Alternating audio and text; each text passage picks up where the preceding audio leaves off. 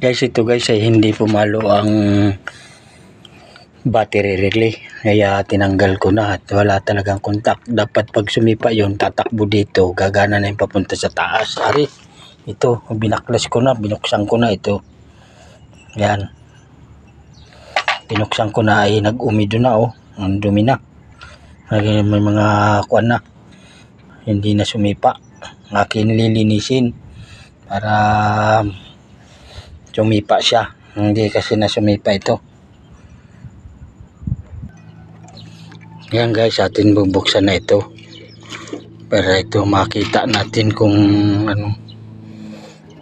Yan ang dumi na, yan na oh, nasama na ng contact point nya. Ayan, ang dumi na oh. Yan, kaya yan ay hindi na sumipa, wala nang tumakbong kuryente. Sobra na natin na nang lilinisin, natin kukuhanin. Pwede pa naman ito at ayos pa naman ang winding nitong kuhan na ito. Ay atin lilinisin lang, lilihain natin para mapagana. Okay guys, at lilihain natin. Guys, ayan na guys, nilinis ko na pati ito oh. Atin ang bubuin para makita natin at pasisipain natin. So, bubuin ko na ito. Natin ang bukan para testingin din natin dito sa battery.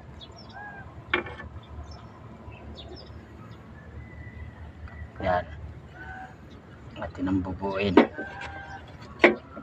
para makita natin kung nasipa baga. Dahil ito, ang trabaho nito ay sumipa lang. Sisipa ito doon para magkukontak itong dalawang tansong ito.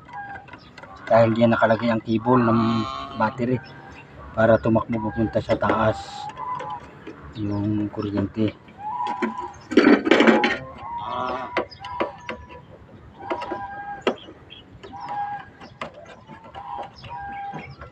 Yan, atin susubukan na yung pasisipain.